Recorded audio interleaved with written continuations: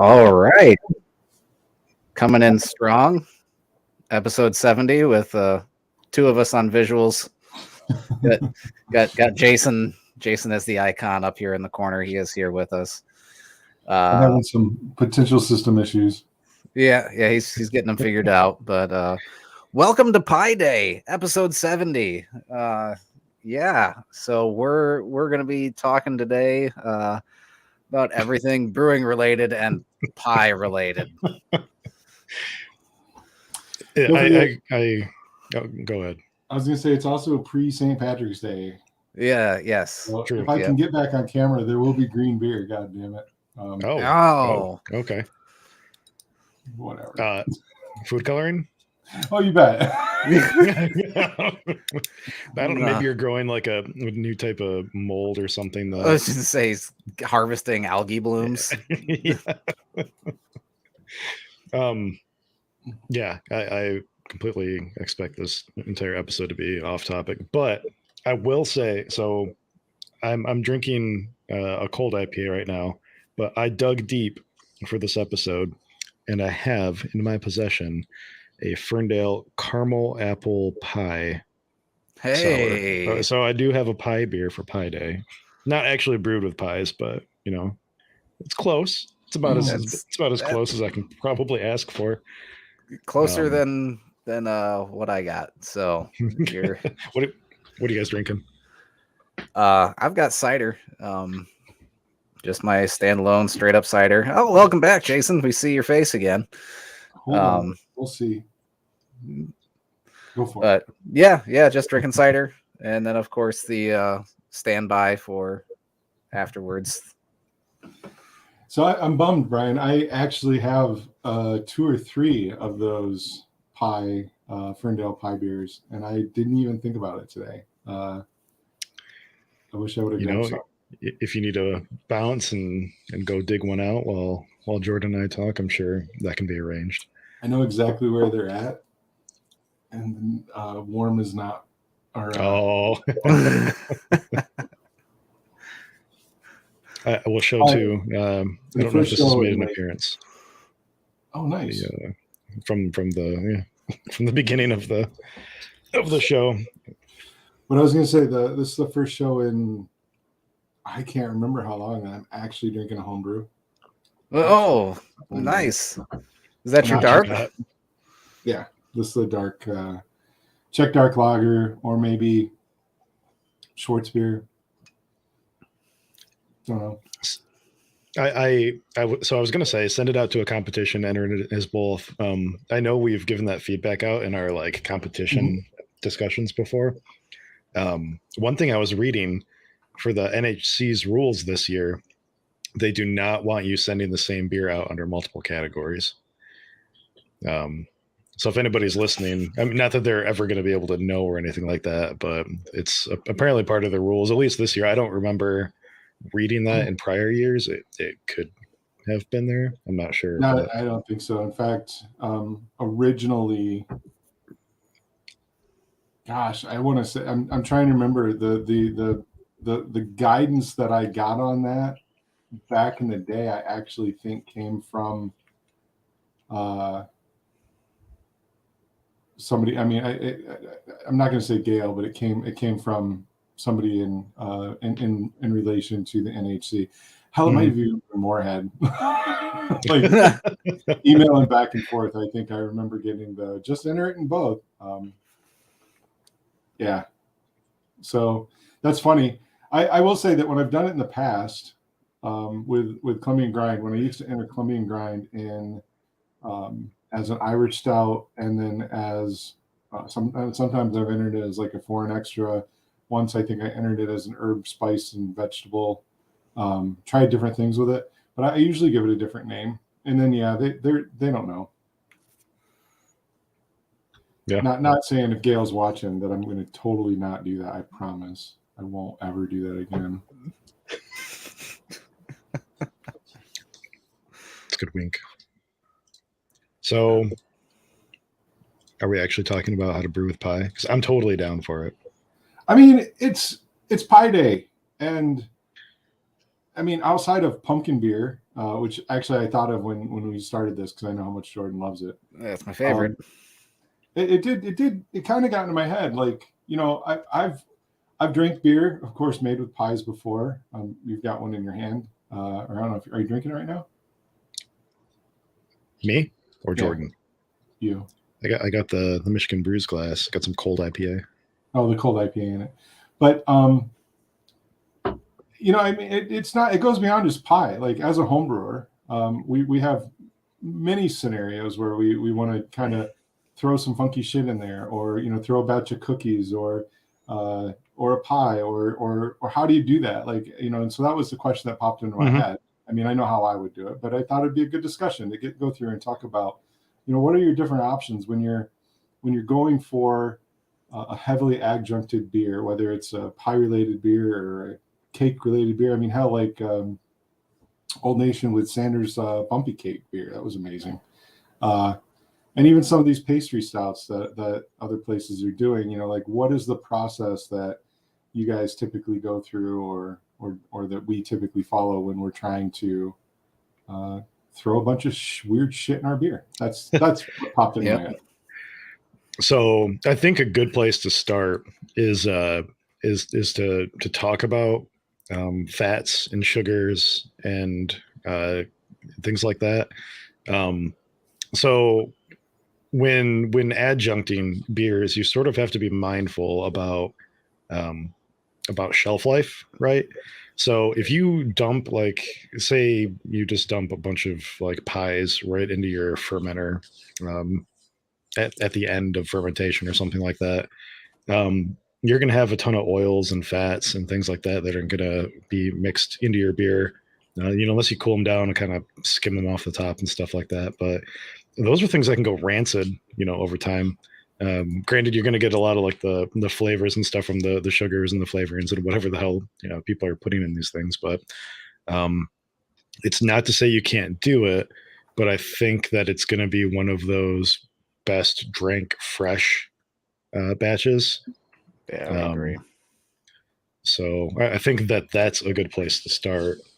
Sure. But let's talk about adding adjuncts in like the mash versus like the boil versus post fermentation. What are your thoughts on say something like, I don't know, say you were let's use pumpkin pie as an example. I know, but you see people brewing and mashing and adding bits of sweet potato. I'm sorry, pumpkin. Pumpkin, yeah. I like sweet potato pie better than pumpkin pie. So whenever I think of pumpkin, I think of sweet potato instead. But you see people adding, pureed pumpkin or baked sugar pumpkin to the mash and the boil and dry pumpkining and all these other things. What are your guys' takes, on using pumpkin in that way? So I've done it, or this is what I've done, I guess I should say, is I feel like, and it's funny, I actually feel like pumpkin is a really shitty example to go to. So let's use something else. Well, no, we can save that for October. No. I'll explain why. Like when you get into pumpkining a beer, pumpkin itself, is the majority of pumpkin beer is actually going to be the spice, right? Mm-hmm. I mean, people do add pumpkin. I have added pumpkin to it, but you're really getting it's the spice. It's the cinnamon, the clove, the nutmeg, and stuff like that, and all of that stuff plays really, really well to be added in, and even flame out, and it can be fermented, or you can tincture with it really, really easily. But when I did brew, so what I'm saying is I don't think, like what you had said earlier about the risk of, fats and stuff in the beer. I don't think with pumpkin beer is typically a problem. Yeah, it's just because of how they typically do it. Now, if you're going with something weird, like you're going to add whole pumpkin pies, prepared. What's that? Yeah. I was going to say, like, where you're going to add an actual prepared pie or pastry or something, or something with chocolate milk solids in it or something like that, then I think you run into that chance. But so for pumpkin beer, I'm all about the flame out. I've put pumpkin mix and pumpkin seasoning and pumpkin puree right into the kettle at flame out and let the beer ferment on it. The yeasts can eat some of that, pumpkin, the residual sugars from the pumpkin. You gonna do that as well? If you like took a whole pie and just toss it in, you gonna throw that in a flame out, or is that gonna be something where you would see that's where I get into, like, I think anytime that you're doing that, like let's go with, we're gonna throw this pie or this cake, or we're gonna do, like a something with gingerbread cookies, or a good example would be like when we did with Keepers not too far back, with the cookie beer experiment. I feel like all of that's got to be done in secondary. It's got to be prepared or contained in some way so that you're getting the essence, but you're not, totally mucking up your fermenter. Getting little chunks of flaky crust and whatnot in your bottles. But I mean, that's just me. So Brian, I mean, you brought it up. Like, what do you think, or how have you used it? So here's my thoughts on adjuncts in general. For the most part, everything belongs in the beer after primary fermentation is over. You're going to lose anything like volatile for the most part if you mash with it. Like a lot of those aromas and stuff are just going to get boiled off. You might have Maillard reactions that make other weird sugars or things like that taste funky if you add it during the mash and then boil it. And really, it's just not going to taste like what it is unless you add it and essentially just soak it in the alcohol that's already in your beer. And that goes for so many things, like using graham crackers or like Nilla wafers for like a pie crust sort of flavor. In fact, I don't know if we decided on it. We're doing Nilla wafers or graham crackers in a peach cobbler mead sometime soon. I just have to get the cinnamon sometime soon here. But I have like 4 gallons of that sitting in my basement right now. It's tasting like really fun, but in general, just adjuncting in secondary is the way to go. But again, you got to be mindful of all the spoilage things that can go into it. But that being said, I've never actually heard of anybody opening a beer and being like, "Oh yeah, this tastes like rancid fat from the birthday cake that I added to my beer 3 months ago." Oh no, have you? Yeah, I've absolutely done that. I've made that mistake as a homebrewer and opened some beer in my basement that was like, that shit's oily, greasy, rancid. But I just wanted to chime in, like what you just said was, typically by adding that stuff into secondary, or you're saying that's your recommendation. Any adjunct should be added in the secondary. I think for the some of the beers that I've gotten away with it, and mind you, I don't disagree with what Brian's saying at all. Like I typically would agree that everything does go into secondary. I just know some of the beers that I made when I was much younger and more inexperienced, and it's just the way I did it. And so I keep doing it. But back to that, I think the act of adding something into flame out might help cut down on some of that risk of spoilage, because I'm effectively pasteurizing. I don't know. Perhaps. I don't know. I'll be honest. I don't do it anymore anyway. I don't make. Yeah. No, I know. Yeah, totally. I won't make a pumpkin beer anymore unless somebody forces me to. Good. Yeah. Yeah. Do you like sweet potato beer? Is it the spices that you don't like, Jordan? Yeah, I think we've narrowed it down to specifically like allspice is specifically the flavor that I'm not a big fan of. Okay. But yeah, it's since that's really like the only thing that I know of that is commonly cooked with allspice. Really, Yeah, it's I can respect that. I mean, that's funny. Then I wonder. Now maybe I will have to make another like faux pumpkin beer and not put allspice in it, Jordan, and see if you can drink it. yeah, and try it. Anybody who's made a pumpkin beer, I've always tried it. I mean, regardless, I know I don't like it, but it's one of those things I can still tell if it's well made. Like I can tell if those certain Yeah. flavors are overpowering. I know what pumpkin pie is supposed to taste like. I just don't like it. But yeah, I mean that's I feel about like it. I that's the feel shit like everybody. every time we come across adjuncts in beer, this conversation comes up. About my hatred for pumpkin. Yes.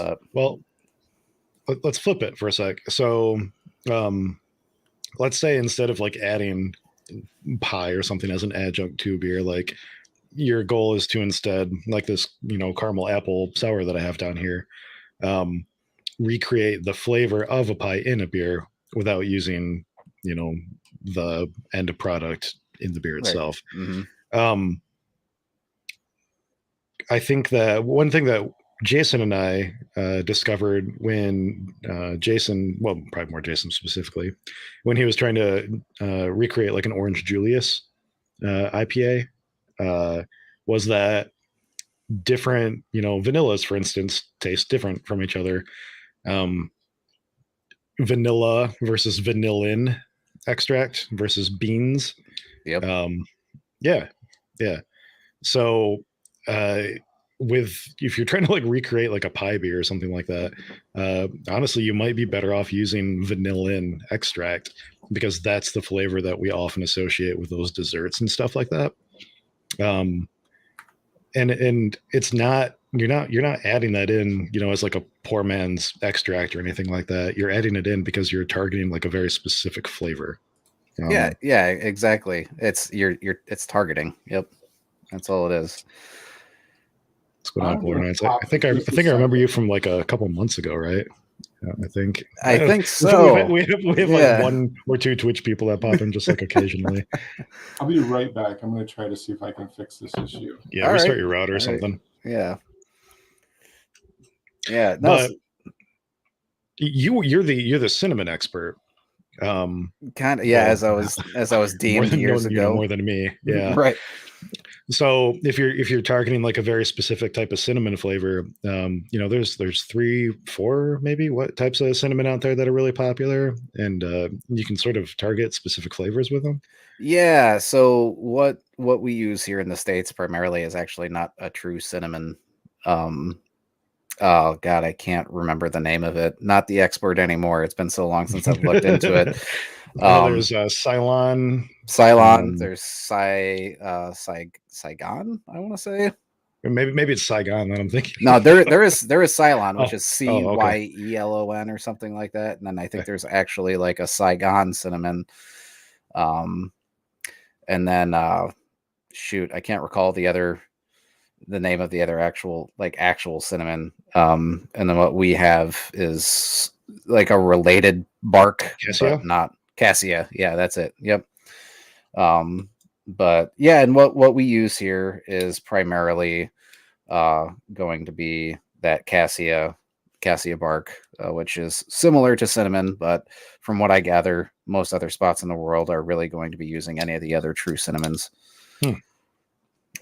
So if you find something that you really like here in the States, a dessert that has a lot of cinnamon in it, like if you're going after like a snickerdoodle flavor, just use I mean, I'd hesitate to say use the stuff that you find in the store, because I've only ever used I think 1 or 2 different types of cinnamon, and using bark, like the actual barks, is hard because they can leave in a lot of tannins or astringency in the beer if you leave them too long. Yeah, well, it's wood.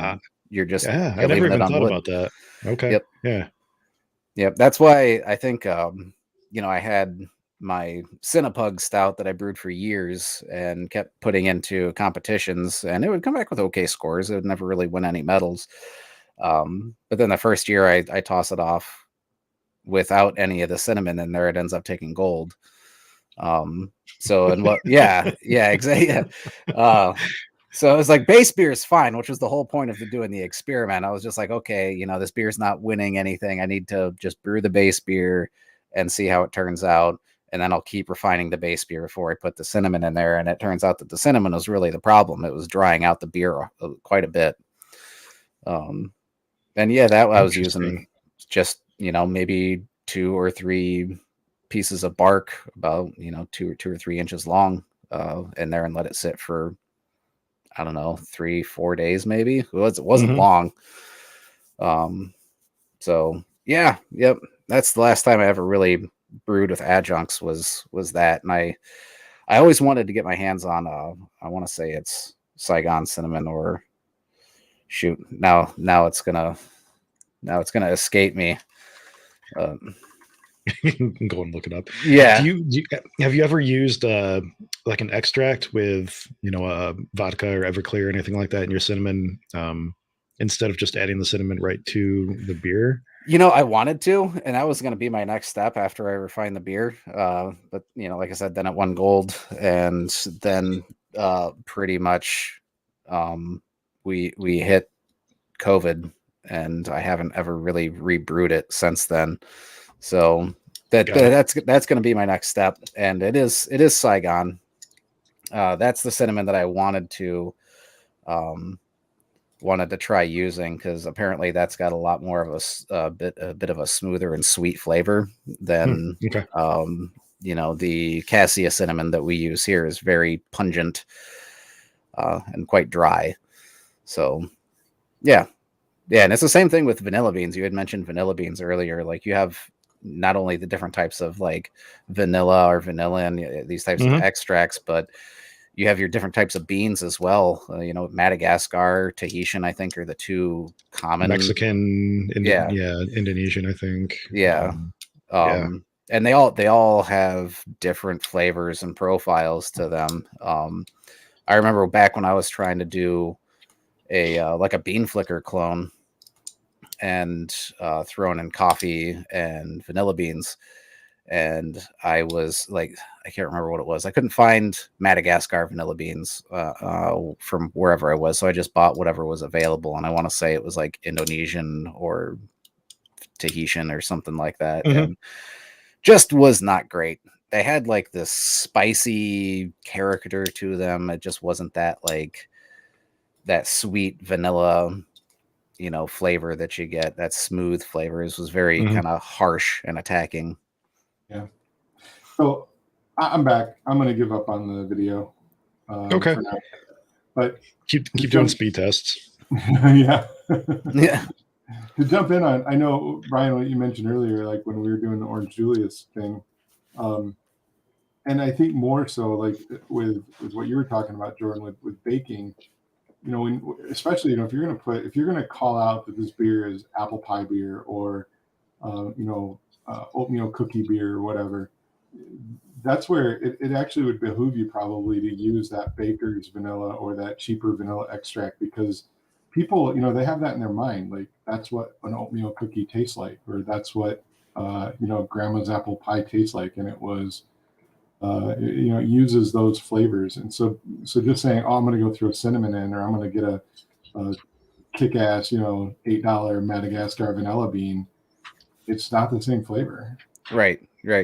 And I guess the other thing to think of is specifically, like you said, those flavors that are in the end product of a baked good, they're going through a cooking, a transformation when you bake them. So the flavors of what you're putting into that recipe aren't necessarily what's going to be coming out, because there's other interactions from everything that's going on in there. That's a really good point. Yeah. Yeah. You have to attack the flavor that you want, not necessarily the ingredients that you're supposed to use.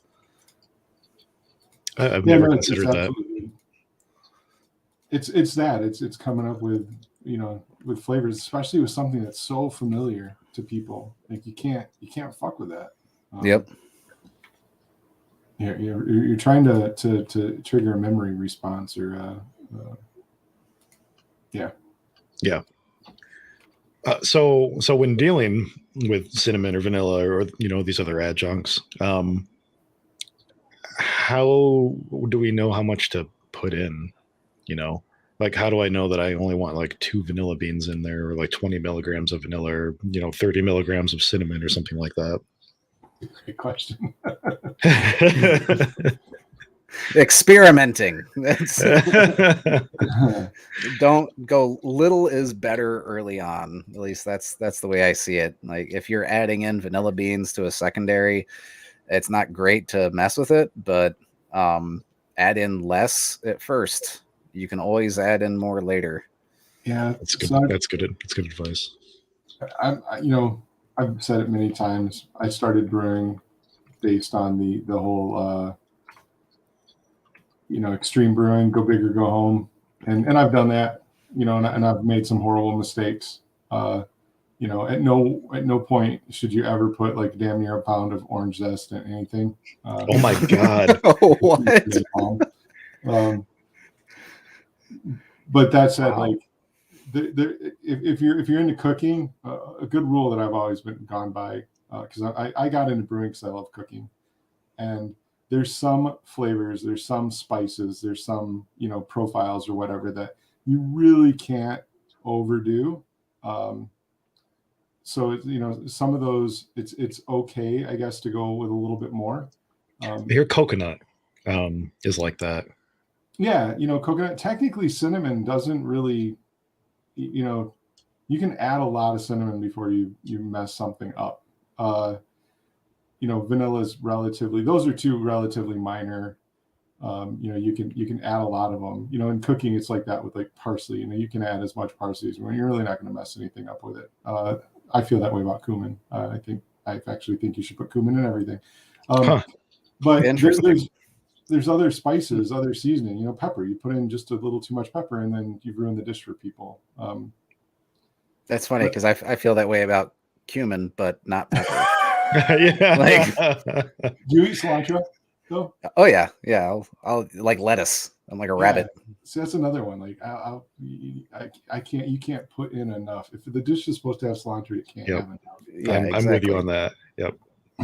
But what I've done, and what I've actually done with this with other homebrewers, other homebrewers that are much smarter than me.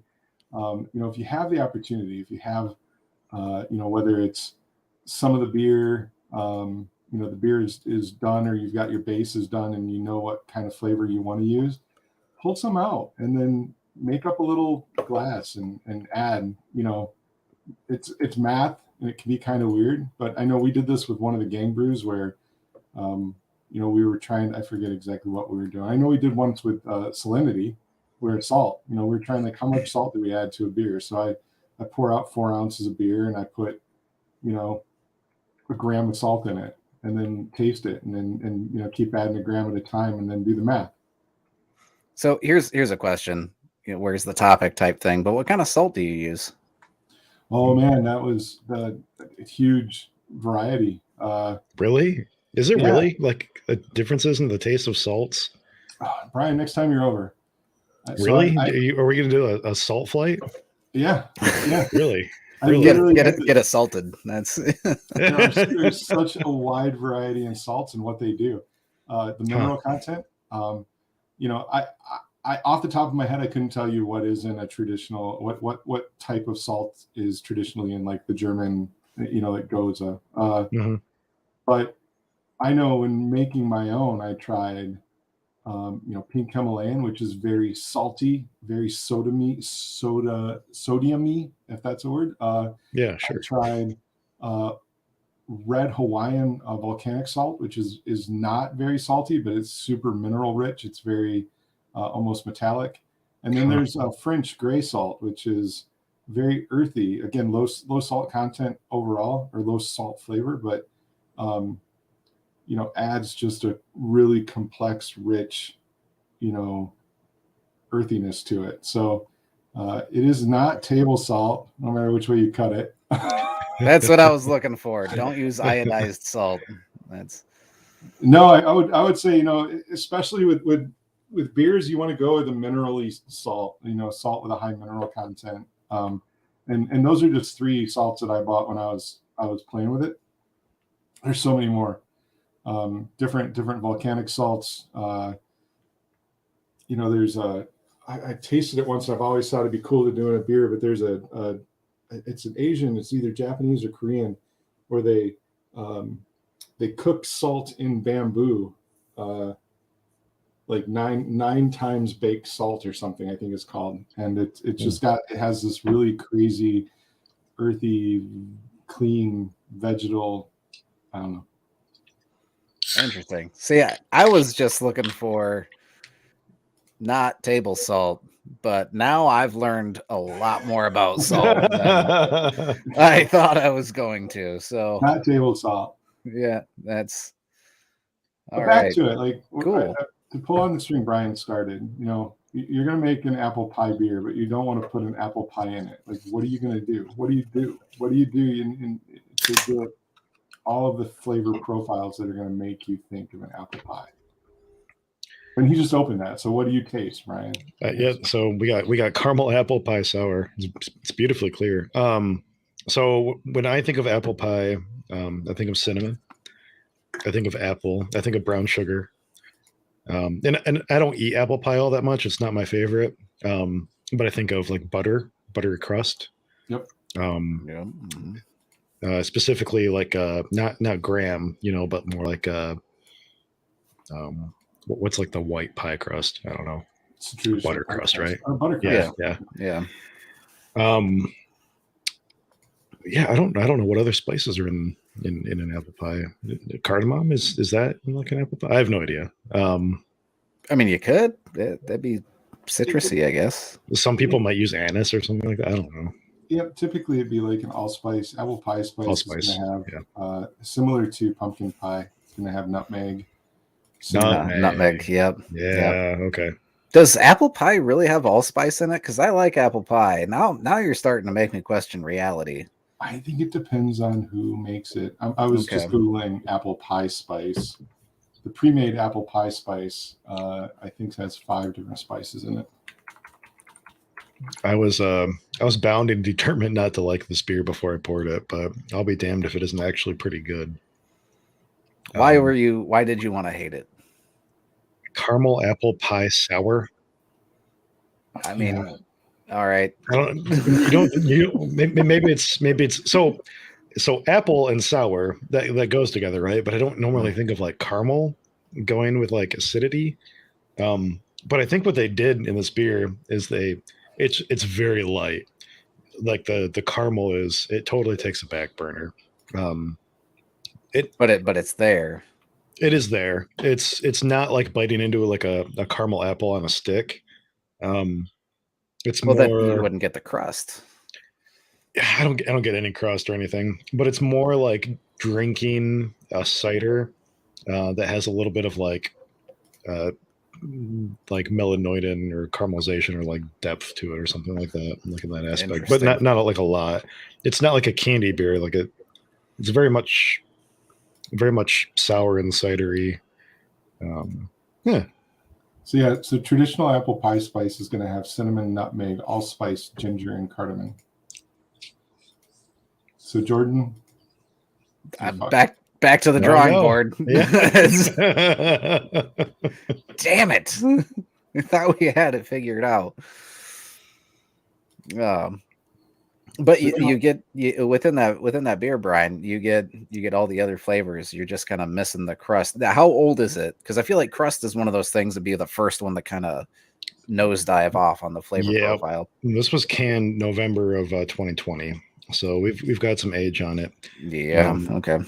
They say so. Ferndale again. They do pretty much all of their adjunct ingredients and secondary, as far as I understand. They say it was rested on apples, caramel, graham cracker, and apple pie spices. So maybe it's just had a lot of time to mellow out. It's definitely not punchy. It's very well blended and maybe even a little bit mild, and I probably like it more because of that. Interesting. All right. Or maybe I'm getting sick. When those were fresh, I seem to remember them being very in your face. Yeah. It sounds like it would be. And this has been cold the entire time. It's been in the back of a mini fridge downstairs, so it's not like it was, sitting out in the garage or something. But Brian chimed in a couple minutes ago asking if we ever use candy cap mushrooms. He says they supposedly taste like maple syrup. Like, are we talking actual mushrooms or candy caps, like a type of candy mushroom? I'll let him answer, but I'm assuming it's a kind of mushroom. That's what I'd assume too. I don't know anybody who's brewed with mushrooms. Woodwell has a mushroom beer on right now. Do they? Yep. It's not the first time they've brewed it either. It has those it's chaga though. Yeah, chaga, yeah. Okay, that chaga makes sense. In my opinion, chaga's cheating. That ain't. I mean, chaga don't taste like mushroom. Chaga tastes like coffee. Yeah. But the beer tastes. It has like this really mild earthiness, but otherwise, like it doesn't really taste like mushroom to me. I really liked it, and I don't like mushrooms. What was that one called? I was just there not too long ago. I don't remember. I'll look it up while I talk. In addition, yeah, he says actual mushrooms. So, in addition to like that, there's fenugreek. Yes, too, which I have not used. That apparently tastes like maple. But I'm sort of like on the. I'm. So here's the thing. I'm gonna go on a rant. All right, let's hear it. So many, and I'm gonna try to rant while looking up that one beer, mushroom beer. So many people say don't add honey to your beer, don't add maple syrup to your beer. You're not gonna get those flavors; they're gonna ferment out. And I feel like so many people don't understand the concept of like stabilization, which we probably should have touched on like half an hour ago, because we're talking about adding all these like sugary adjuncts and shit like that to beers. But we don't talk you can buy grade A dark maple syrup and add that to a stabilized beer and get some really, good maple syrup flavor out of that. And the same thing with honey. If you couldn't do that with honey, then back sweetening meads would be, pointless. So I think that back sweetening with different types of sugars is something that certainly can be explored. Back sweetening with brown sugar for a pie beer, absolutely, 100%. That's what I'm doing for this peach cobbler mead. Back sweetening with honey too, but a pound or two of brown sugar to taste. A pound or two. A pound or two. It's going to be so. I mean, exactly. Well, let's think about that too. So if we're trying to recreate a pie, you don't want, I mean, it's really sugar. It's a dessert, right? So you want to have, you want to make those like those memory connections, like Jason mentioned earlier. You want to trigger those responses. So really sugary, yeah, you might have that. You do want to still balance it. You don't want it to be like cloying. So adding graham cracker in there, and adding maybe like a little bit of tannin or something like that, like a grape tannin or something is probably fine. And you probably want it, but I don't think that I think you have to go more sweet than not sweet if you're trying to replicate a dessert in a beverage.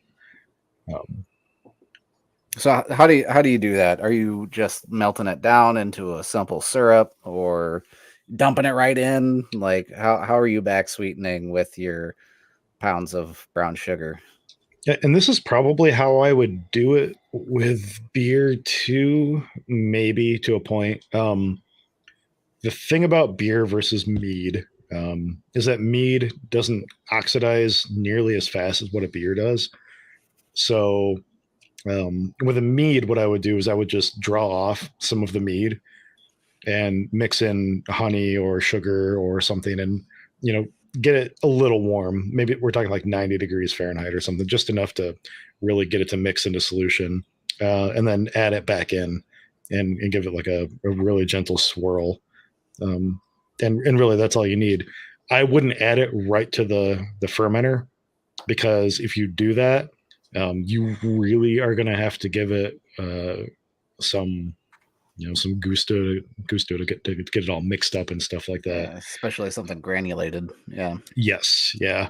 And honey doesn't just like dissolve. You can't just like pour it into a fermenter and like expect it to get into solution. It'll just sit at the bottom. Mm-hmm. So you have to warm it up at least just a little bit, mix it in with something. So I would try it for certain styles. You may not want to try that with like a New England IPA or something like that. Maybe, depending on how you do it. There's a lot of people that are being very clever with how they add hops and stuff to their beers these days without exposing the beer to too much oxygen. So, but yeah, I would definitely try to get it into a very liquidy solution first before adding it back into the beer. But I think it's possible, and I think that it's a good way to do it. I'm trying to think what sort of beer would go good with like a good amount of maple, besides like a nice hearty stout. I mean, you could probably do like a maple blonde. I mean, you have your coffee blondes. Totally. Like, yeah. That would, yeah. And that I think would require just a little bit of maple. And again, going back to ingredients and stuff like that, there's different levels of maple syrup. What used to be called grade B maple syrup is now called grade A dark. Yes. Yep. So that's like, not quite molasses, but it's very, very dark, very thick, very rich maple syrup. You don't need a lot of it to get a really intense flavor. And that's what you would want to use if you're making like an Acerglyn or a maple wine or something too. Speaking of that, I still have some of that old maple syrup that I got from long, long ago. Got like a half gallon of it. I was just thinking, I think mine's bad. I need to throw it away. Mine might be. I don't know. Mine's been sitting in my geyser, so it should be cold the entire time. Yeah. But yeah. I'm kind of thinking, like, I was just kind of letting the old brain box go wild for a second. Maple mead, like, why not back sweeten a mead with maple syrup? I feel like that might be good. Yep, absolutely. And I'm sure most Acerglins are. Probably, yeah. That's yep. To some degree or another. A lot of that maple flavor ferments out. But I mean, you've made a maple wine before, right? Yeah, I have. You guys said it made you turn blind. Yeah. So. But a lot of that flavor still does stick around. And I think that like that's somewhat a testament to like, even if you do ferment it dry, like it still has a little bit of that mapliness there too. So I don't want to say that there's nothing to be said for, adding honey or maple or something to a beer and expecting all that flavor to ferment out. But you might have to use a lot of it if you're not stabilizing first. Which means in turn your ABV is going to go. Yep. Yeah. So you're going to have a hot beer. You're going to need to let that thing cool off for a little while before, you really start tasting those flavors, because you start pushing that ABV up too high. It's going to need some time to mellow. And I've been throwing around, stabilization a lot for the last 10 minutes, but so maybe we touch on that for a second too. Yeah, let's do it. And we'll probably just stick with chemical stabilization, because for beer, you don't really want to do anything else. You can, the goal here is to make the yeast not ferment any sugar. That's what we mean by stabilization. We don't want any more sugar fermented after the primary fermentation is done. We don't want the yeast to do anything else anymore. We want to either kill it or neuter it or something. So the easiest way to do that is to heat it up but you don't want to do that with beer. Like if you heat up beer to like 140, 50 degrees to kill off yeast, you're going to potentially like start the isomerization of alpha acids that are in solution up again. You're going to drive off like volatile aromas. Other things are going to get weird with the beer. You just don't want to do it. Once it's cool, leave it cool. Yep. So there's two chemicals that brewers and winemakers and mead makers often use to chemically stabilize their drinks, and that's potassium sorbate and potassium metabisulfite.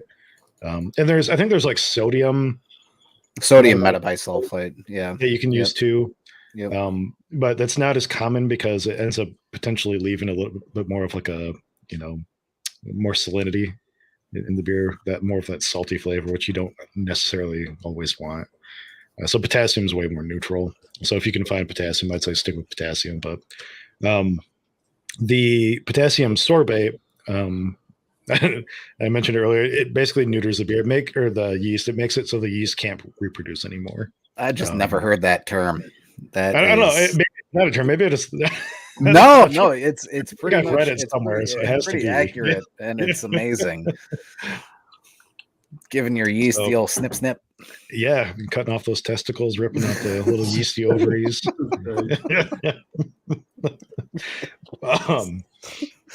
So no more yeast reproduction, no more producing healthy yeast cells that can munch on some sugar. And then the metabisulfite ends up stripping your wort or must or whatever you're making your wine beer with of oxygen. So basically stripping it of like a necessity that it needs in order to also reproduce and do important metabolism things to consume that sugar and create alcohol and CO2 and stuff. So there's instructions on the bottles on how to use those. Hey Matt, how's it going, buddy? Thanks, Matt. I'm going to actually get back to Matt in a minute too, maybe near the end of the show or something. But so I lost my track, my train of thought. And anyway, measuring them out. So there's instructions on the bottles on how to use these, and for the most part, the instructions that are on the bottle are probably fine for beer. The actual measurements that you may need for like a wine or a mead are very much dependent on things like pH and sulfate levels and stuff like that are already in the must. So it gets pretty complicated, and it's a little bit above my like knowledge level to even like speak on. But for the most part with beer, you can follow the dosage levels that are on the bottle and probably be okay. Stabilize with both of those. You can use them at the same time. Some people recommend measuring out one, at one day and then another day, and then adding the sugar back, on the third day.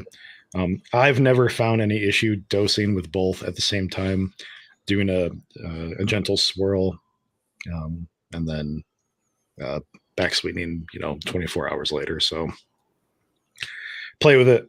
But one thing that you may want to do, like with sugar, like I recommended, is mix up the sorbate and metabisulfite in a little bit of liquid, probably just like warm water or beer or something. And then once that's all mixed up, add that to the fermenter. Again, it's just to get it all mixed into solution properly, because I think it's the sorbate maybe that doesn't mix in super well. When you get it, it looks like they kind of look like Tic Tacs, except like a quarter of the size, Yep. When you put it in your solution, they just kind of sit on top. Yeah. And who knows if it even mixes in, once it starts sinking and stuff like that. So it's good to get it all mixed up into a liquid format first, and then dose, and then just let that kind of spread over and stuff like that. So that's enough Brian splurge for the moment, but Yep. Okay. Yeah. Thanks for letting me go off. It's a different What? show, man. Splurge. Splurge. Oh, okay. You must have cut out.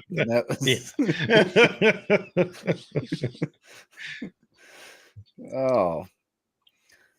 And I don't even remember what started this whole thing that went from this to this to this to this, but That's the beauty of the show, man. Doesn't matter.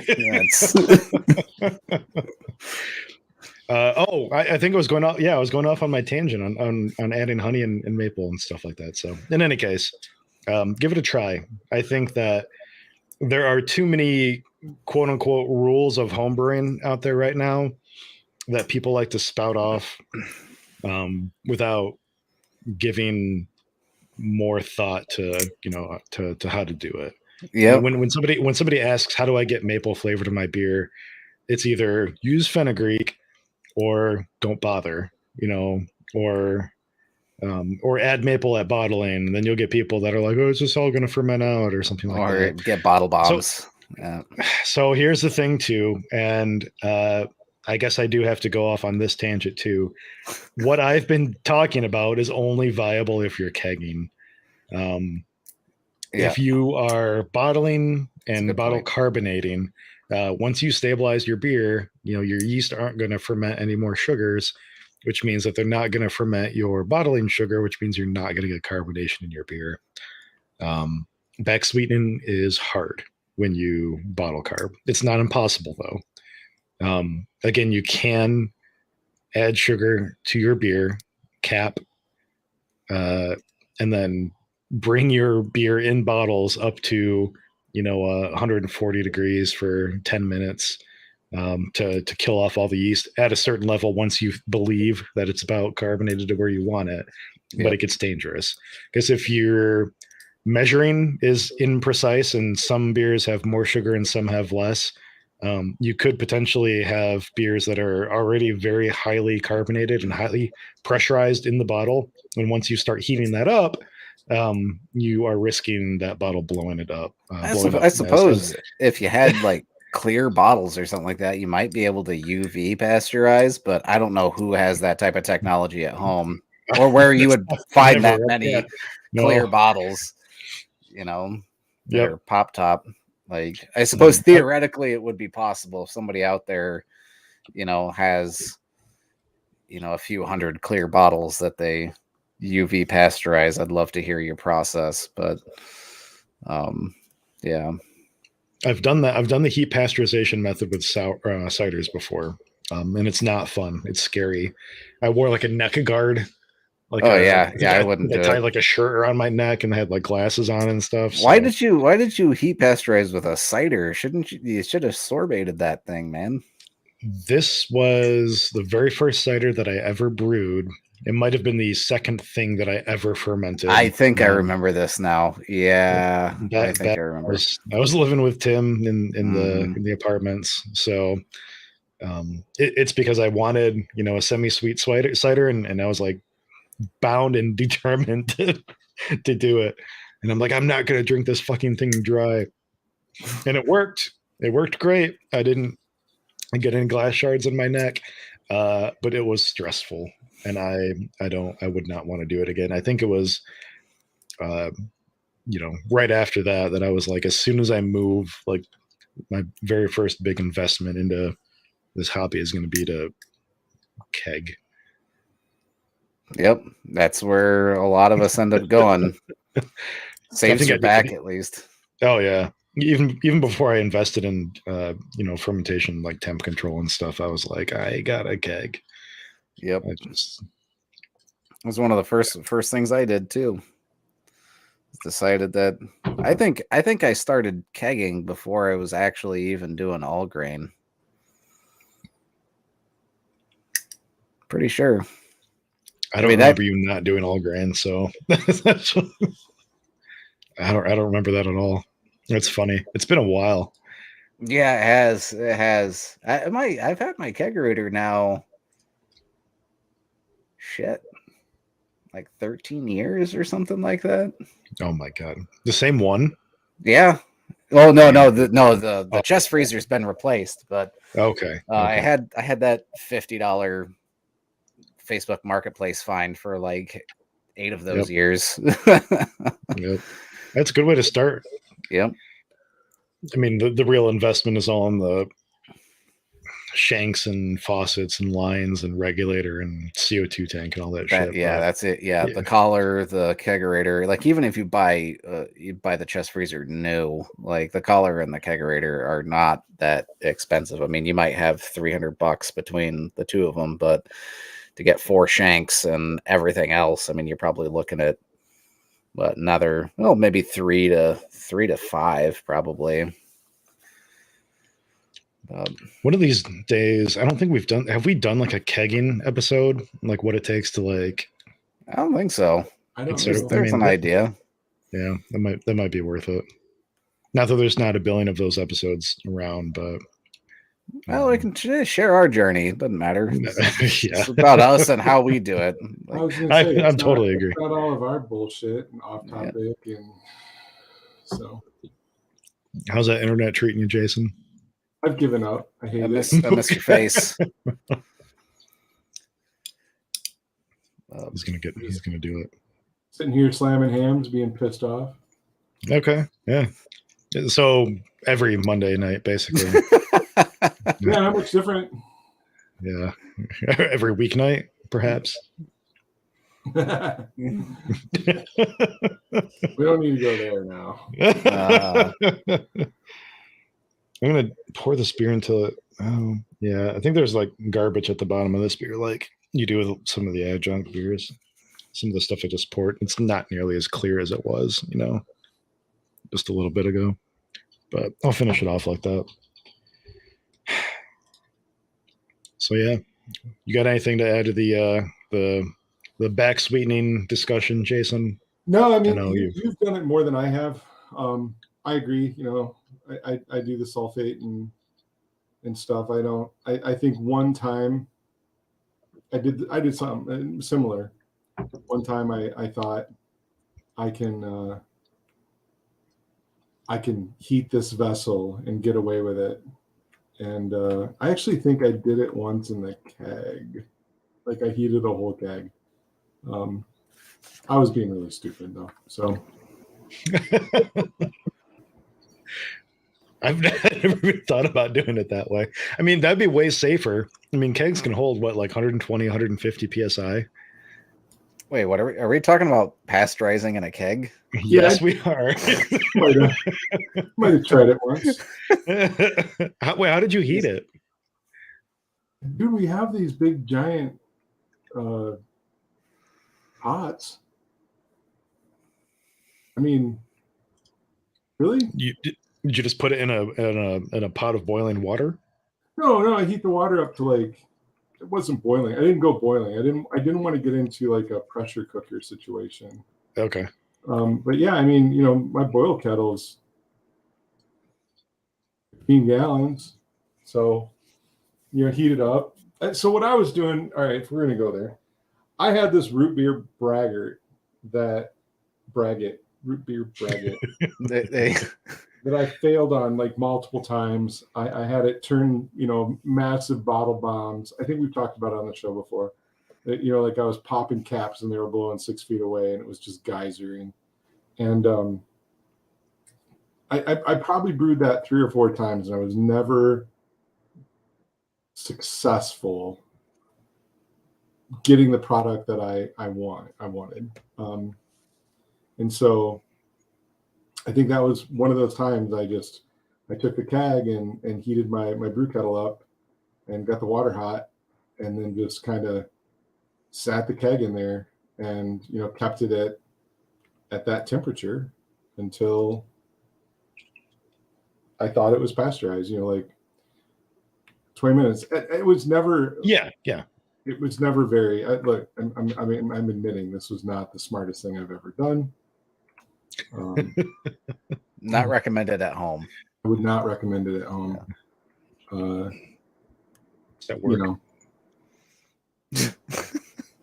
But I was really careful to keep it. I didn't want to oxidize it, so I put the whole keg up there.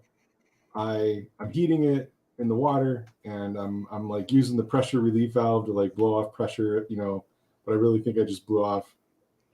Nothing really came out. Like it didn't get hot enough to build a lot of pressure. Yeah. But I don't think it really did anything either, because I couldn't really keep track of the core temperature of the liquid, because then I would have to open the keg up and defeat the purpose. Mm-hmm. So I just kind of, did it for a while. Yep. And then let it cool back down. But again, it was, I wound up dumping it anyway. So it wasn't a beer. It was a very heavily flavored. It was, the thing is back in the day at Homebrew Fest, craft used to have this amazing root beer, hard root beer, and it was phenomenal. It was in the early, I don't know, like year before 5 like the not your father's, not yeah. your. Okay. And they gave the recipe out. I think I actually had it like printed at one point, or they had a link to it. And they're like, yeah, here's the recipe. I've always wanted to talk to Keith, and if he's listening, he can maybe answer this, or if he ever hears this, then send me an email, Keith, and let me know. But I brewed that thing probably, I don't know, several times. I was never successful. It never came out the way I did it exactly the way they said in their instructions. With like very, very minor tweaks based on some of the ingredients that I had, and for the fact that I always said that I try to brew my own recipes, whatever. But I mean, we're talking incredibly minor tweaks, and it never came out. So for a while there, I actually thought craft was just trolling people and just like making this amazing thing and then giving them some shitty recipe. So get good. Right? Not saying that they would do that or be dicks like that. I don't do that. But I tried so much that I just kind of got to the point where I'm like, they've got to be fucking with me. And it just, yeah. So that's how I tried to do the whole keg. Don't do stupid shit at home, kids. We're learning from your examples. Yeah. You're just getting me to tell you my fucking embarrassing stories. Yeah. We could have a whole episode on that.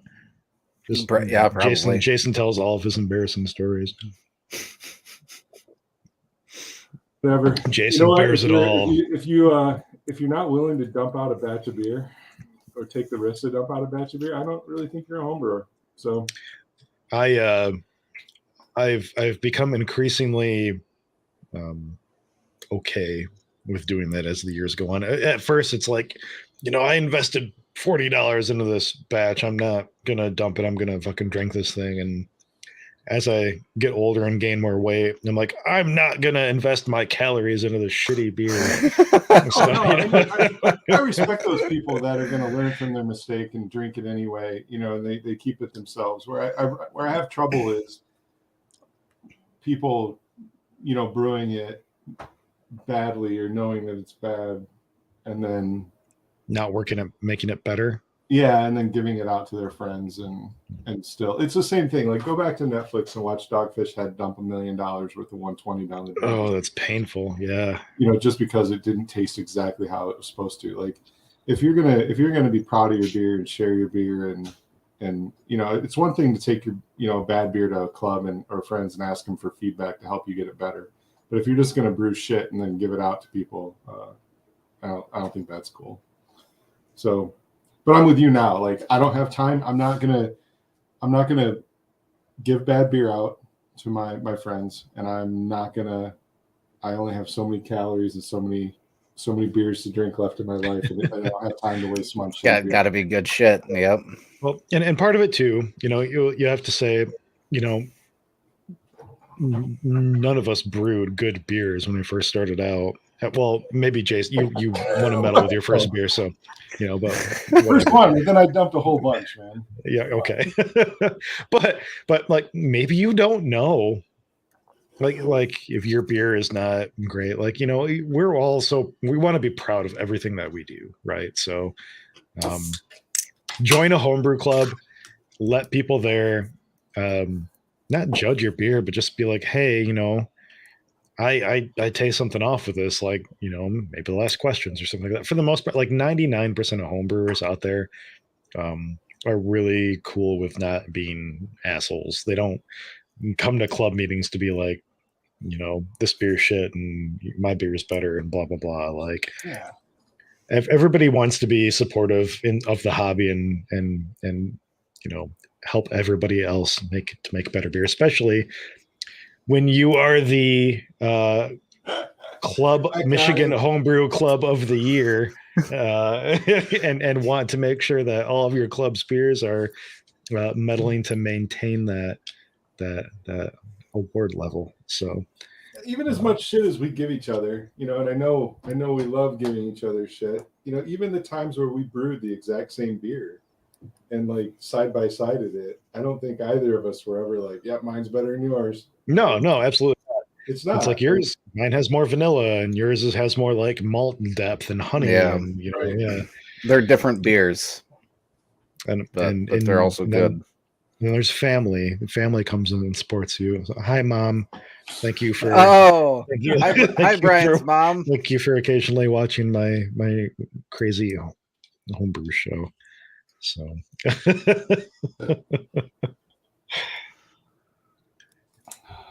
great.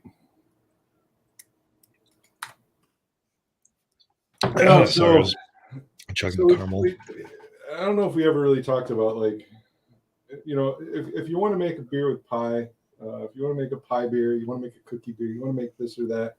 Like, I think to go back to probably where we talked about 45 minutes ago,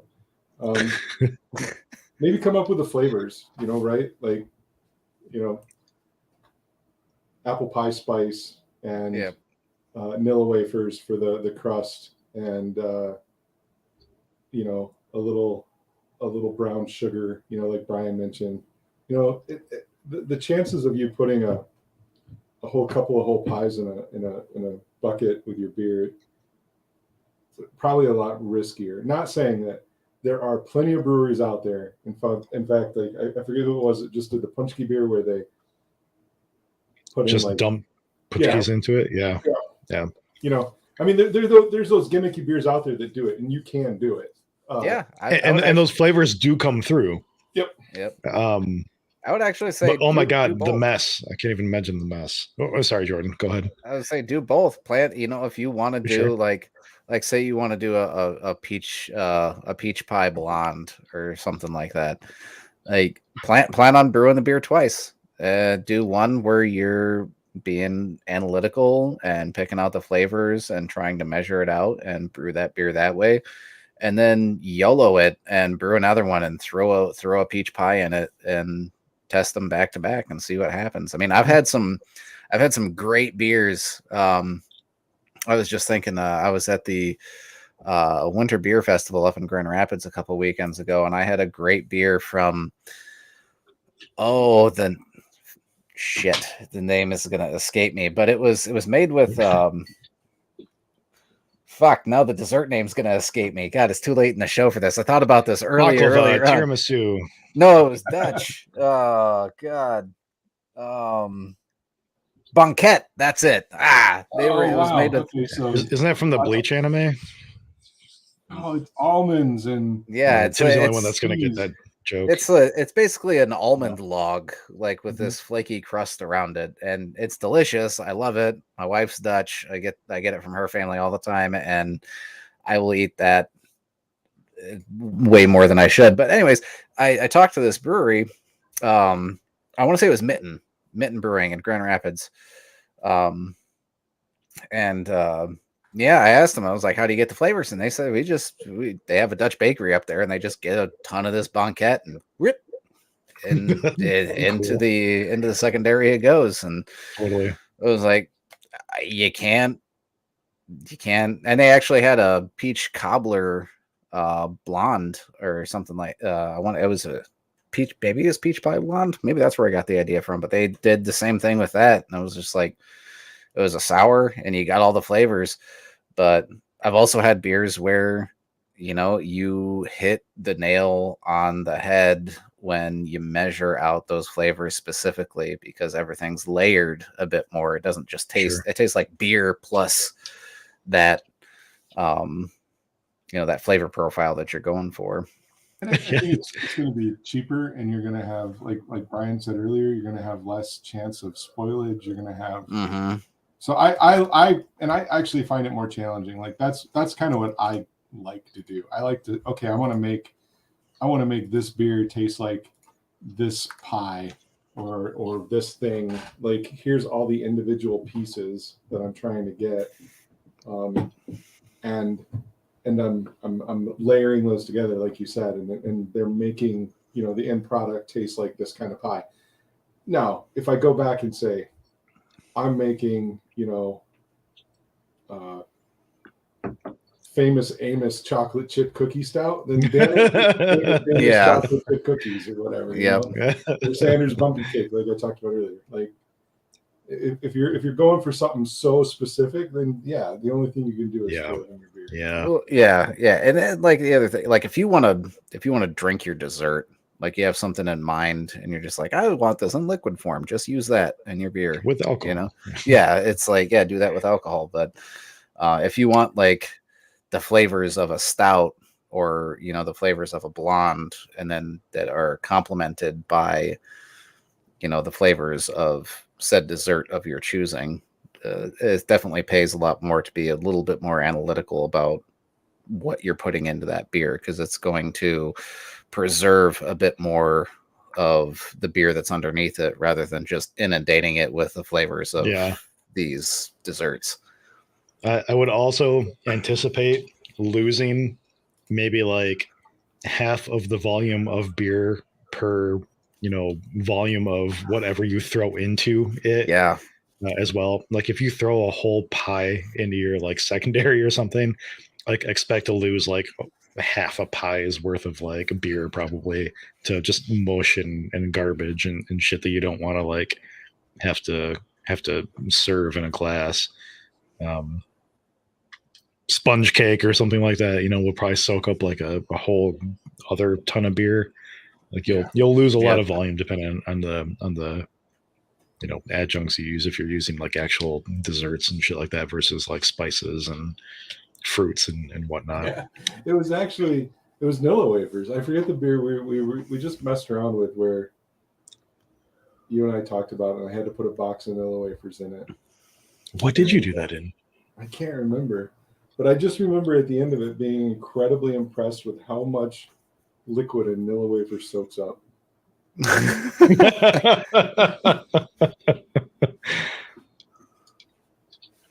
I'm not excited about that. I'm going to be using, I think, Nilla wafers or graham crackers, again in that mead, that peach cobbler mead soon, and I expect to lose some for sure.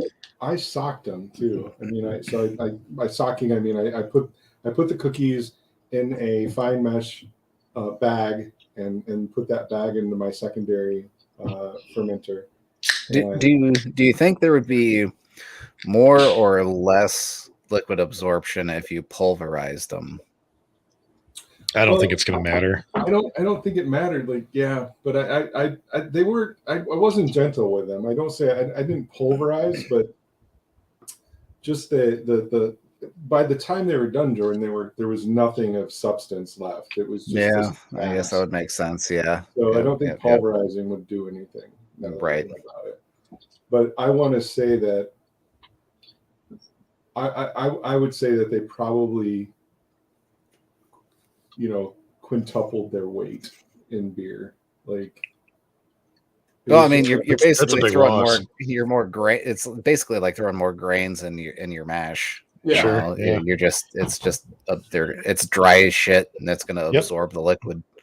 That's really true. So, what a pound of grain absorbs about an eighth of a gallon of water. So maybe just anticipate that for dry goods. In the spirit of pie, this isn't quite pie, but I also found a tiramisu stout from Ferndale. So not quite pie, but still I'm a little jealous. Desserty.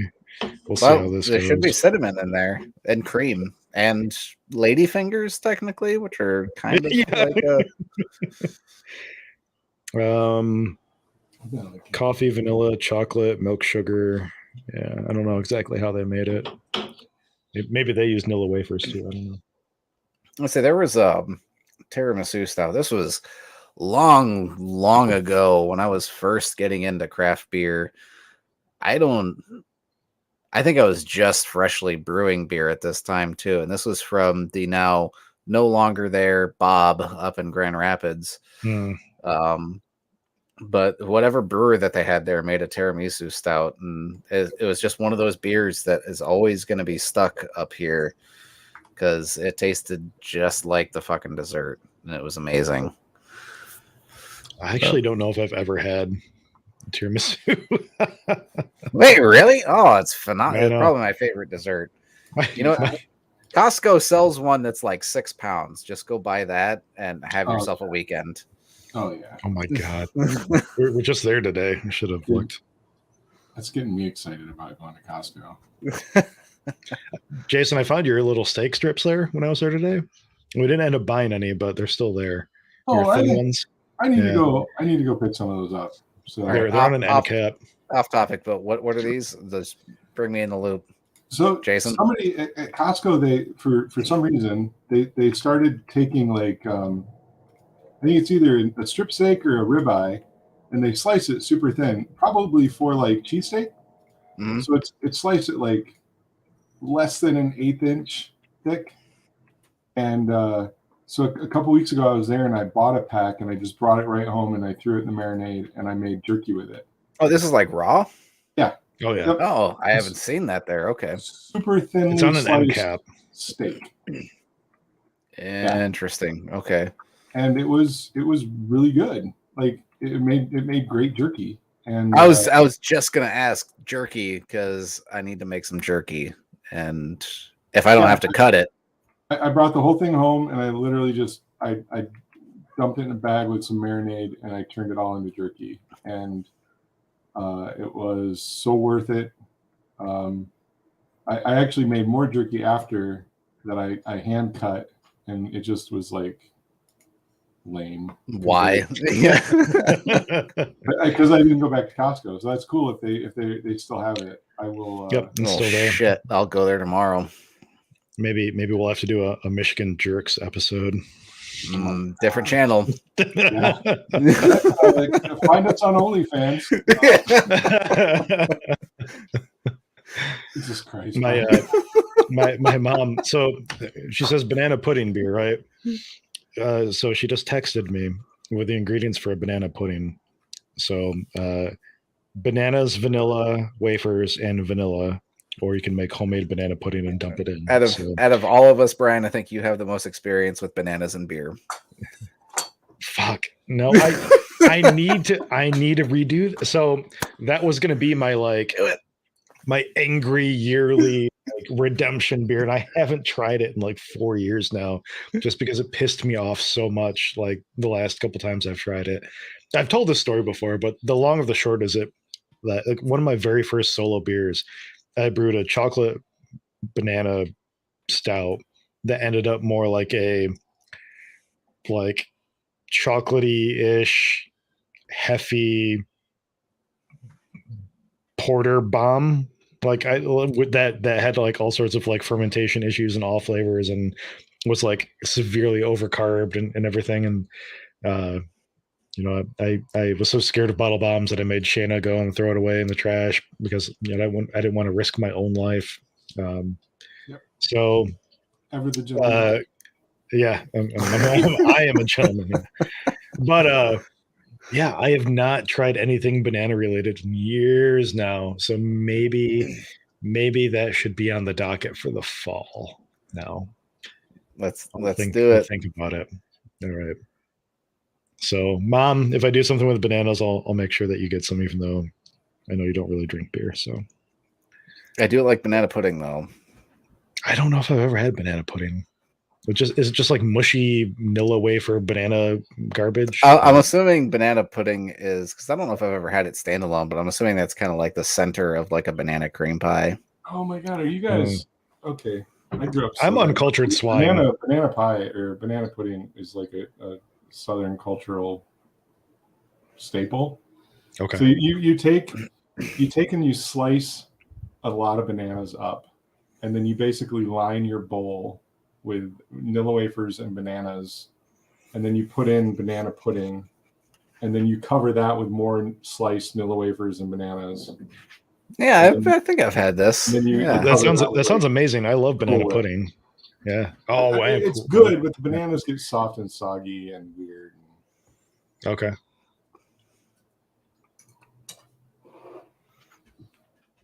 I still want to try it. Yeah, let's Banana brandy. Brandy? Oh, yeah. What?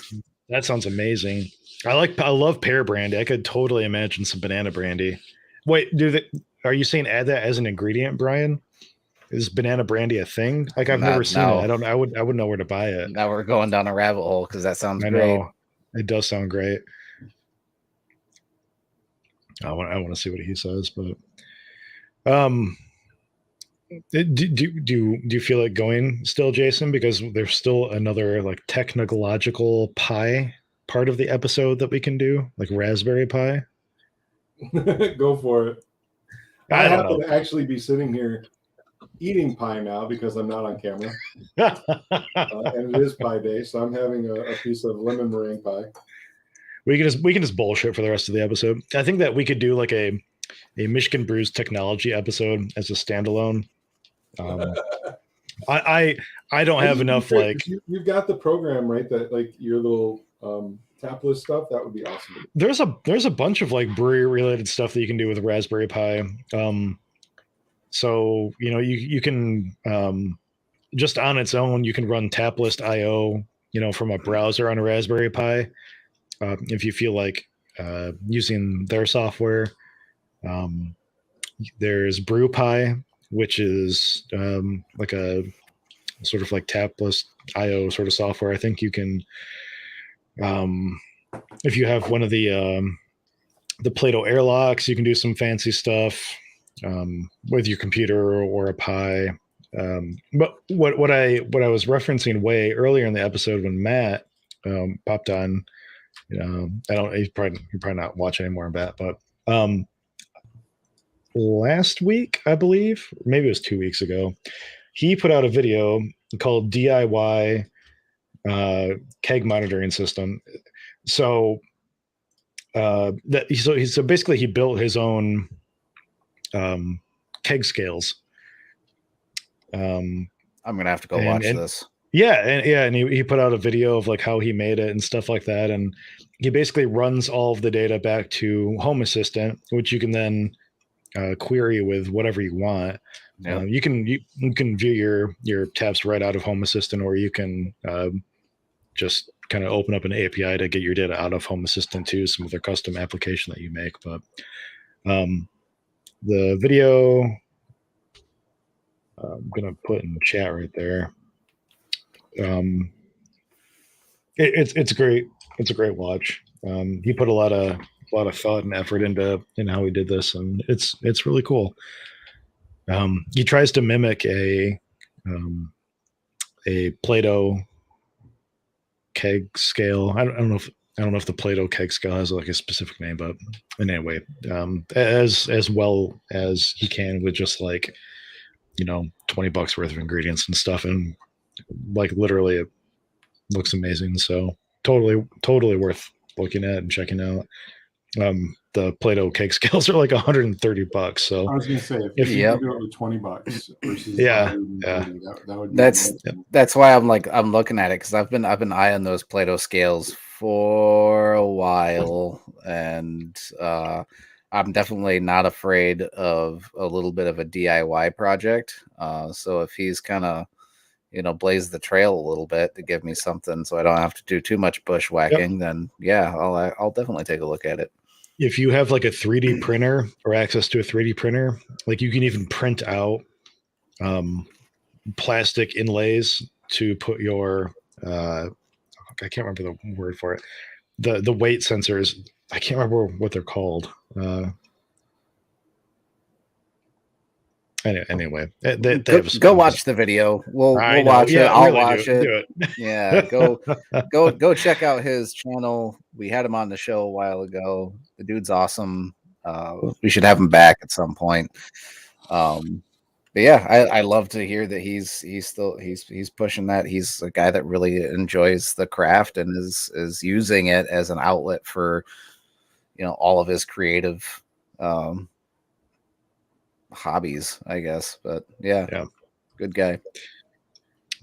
I think he mentioned sometime during the episode that this was one of his like first like soldering projects and stuff like that too. So you do need like a soldering iron. That is a prerequisite for the build. But well, yeah, they're pretty cheap. I was gonna say I enjoy buying shit off Amazon, so great. Yeah.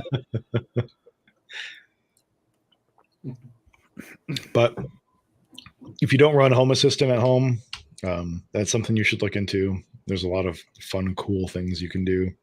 I already have that going. Yeah, I don't know. I've started to drink a bunch of the. I don't know how strong the stout is now. My cheeks are far more warm than they normally are. Like an hour and a half into an episode. Does it not say what's on there? Does it not say the ABV? Know. I'm sure it does somewhere. Watch it like 13.5 or something like that. All their big stouts are always like in the upper range of the ABVs, but perfect. You know, so yeah. Go ahead, Brian. Nope. I didn't really actually know where I was going with that. I was just gonna say, like, we covered a number of things. We covered like raspberry pies. We covered, you know, brewing with pies.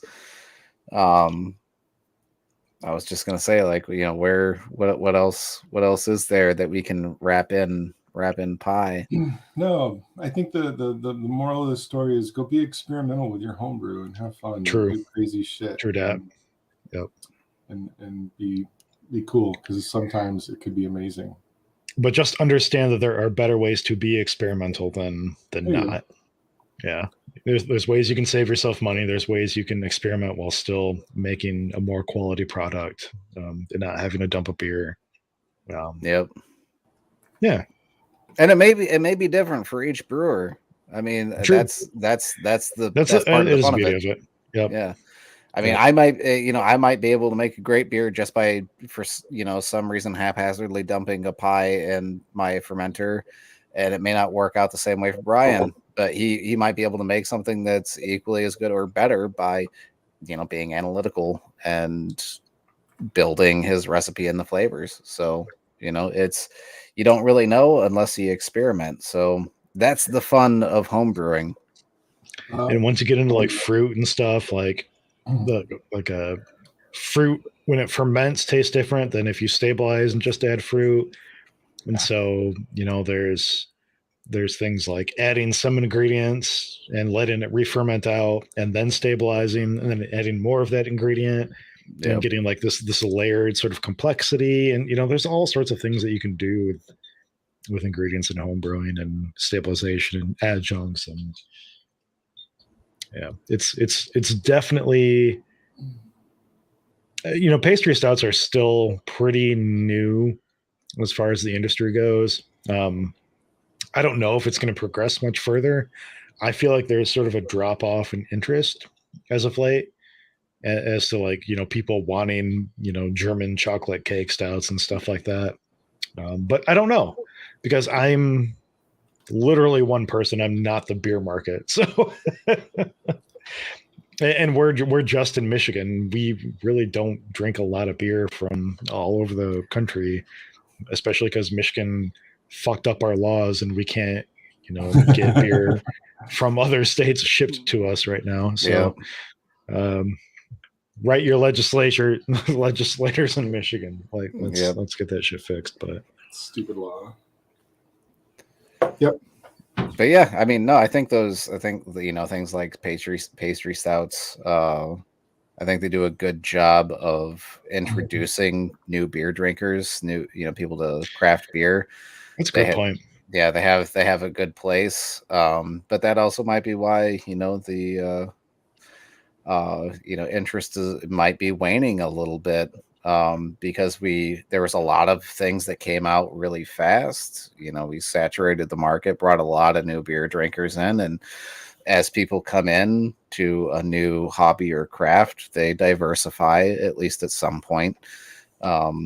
So we may see it's anybody's game, really. I mean, we had IPAs for a while, we had sours. A lot of people say pilsners might be coming in. Barrel aged stouts were a huge fad for a while. So we've been saying pilsners for years now. I'm still going for it. Maybe it's just one of these years. Old. Yeah. But that's all I have for the night. What about you guys? Yeah. No, I'm good. I'm gonna go beat the shit out of my internet and home network. Crack the whip on it. Going on. But I will.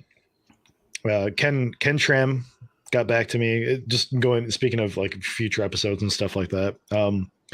He's super busy right now, and it's. I probably waited too long to try to get back a hold of him.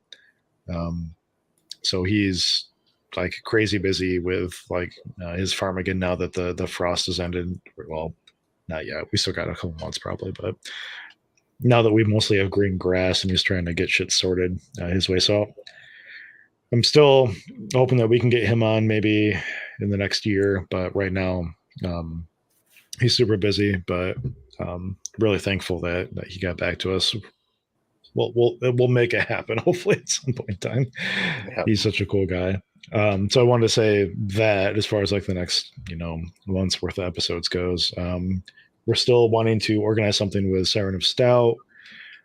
I think we want to get Pucks on at some point in time still.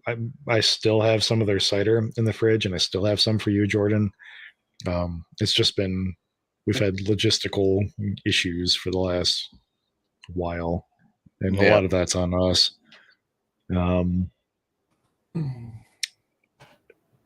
Are we having an episode next week? I can't remember if we have anything scheduled right now.